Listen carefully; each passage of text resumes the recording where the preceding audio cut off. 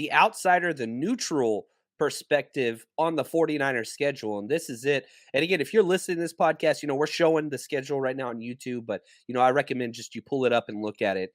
But yeah, this is the 2022 49ers schedule, and you can see all the games we're going to, every single road game we will be at 49ersrushroadtrip.com. All right, buddy.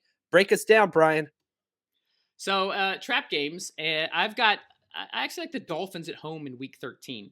And here's why. So you've got it's the second of 3 straight home games. It could be one of those situations where you're looking ahead to Tampa Bay and Brady in Week 14. You played the Saints, who maybe have offensive issues, but they still have a very talented defense. They made some nice additions, including Tyrann Mathieu to their secondary. And then you got the Dolphins and Mike McDaniel's return to Levi Stadium. So it's one of those things that they could be looking ahead. I will say this, of the 4 division teams, the 49ers, according to Vegas, have the easiest schedule. They're actually only 20th hardest schedule. So that's one of the advantages of, yeah. I mean, it's all about finishing third in the division. I think, but where the Seahawks finishing 4th, some of the teams that also finished 4th made some nice additions to kind of to bolster that. But let's look at their schedule as a whole. So you've got, bring the Niners schedule back up. I mean, you talk about cupcakes. I'm not saying no team in the NFL is a walkover, but getting the Bears to start your season, that's especially compared to some of these others we saw with the Seahawks playing the Broncos and the Rams playing the Bills. The 49ers get the Bears, followed by a home game against the Seahawks. You've got Sunday Night Football against Russell Wilson. Definitely gets tougher there. You got to play the Rams on Monday Night Football, 2 primetime games in a row. But then you've got the Panthers and the Falcons. It's almost like some of their easier games are grouped together. Yeah, they are. So much about the NFL is about momentum. So much about momentum is about player mentality. So if you knock off 2 wins to start the season against the Seahawks and the Bears, you split one of those games against Denver and LA, and then you knock off 2 wins against 2 of the worst rosters in the NFL with the Panthers and the Falcons, suddenly you're feeling good going into KC and LA. Let's say you split one of those, then you've got your bye week. So I just feel like on top of the schedule being a little bit easier, it also seems to set up well with the placement of the teams. So for you Niners fans out there, and I'm not saying this to pander, the schedule gods, how harsh they were to some of these other teams, they've actually been fairly generous with San Francisco. I think there's a lot of, with the schedule makers, the coast teams always get the brunt end. And it seems like you'll go through a 2 to 3 year span of just over travel. And it's just, you're playing all these teams that have an extra day or 2 of rest. And it seems like almost like a leap year. All right. Every 4 years, we're going to throw you a bone. And I think that was this year. When the schedule came out for the 49ers, I was pumped. I was like, holy cow, this is wonderful. We've been given a gift. So, all right, Brian, what is your prediction? Where do the Niners finish up? So breaking down, I have them finishing just a single game behind the Rams at 10-7.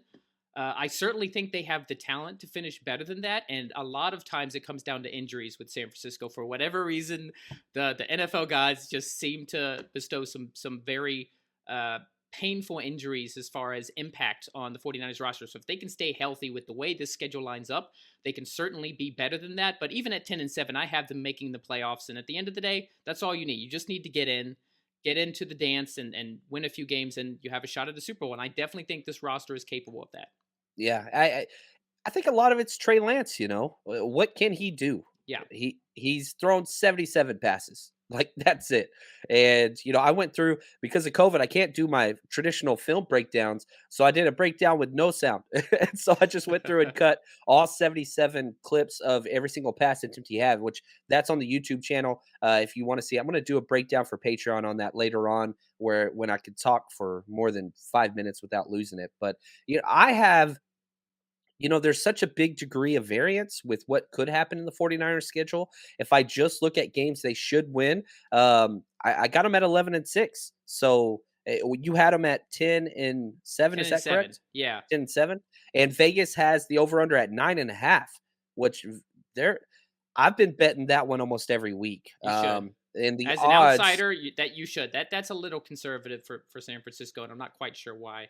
The payout is going down big time, though, because it's like, even if you bet the under, it's like plus 160. If you bet the over, then it's like minus 160. So you can tell where the money's going there. Yeah, the value's gone. But I'm going to keep hitting it just because I think I don't know. I don't think the quarterback position needs to improve too much over what Jimmy Garoppolo brought last year. Not to like throw shade on Jimmy, but to get to that win total. And with this schedule, man, it's brutal just because you have so many. Nick, yeah, appreciate you, Nick. He says great schedule for the Niners: 10-7, 11-6. Just keep Lance getting better. Yeah, I'm with you. He nailed it. He nailed it there.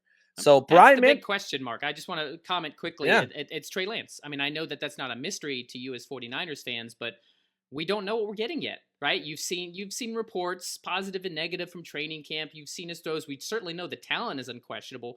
How does he do leading an NFL team throughout an entire season? What's up with Debo? Is he going to stay? Is he going to come to play? I think he will. I think he'll when it comes time to it, he'll be back on the field. He's a professional. But what if he gets injured? What if IU takes a yeah, step back? There's all these kind of question marks. But it all starts with the quarterback.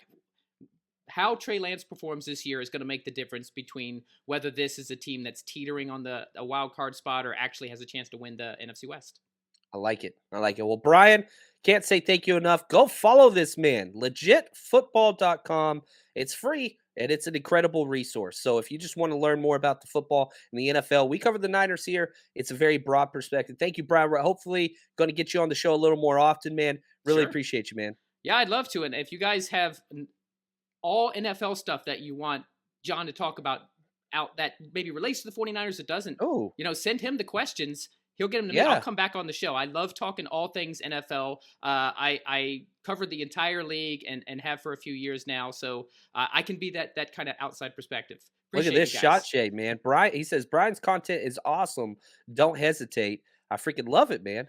So give Thanks, the Shache. support. Appreciate that. He's a good dude. All right, guys. Until next time, stay strong, faithful. Thank you.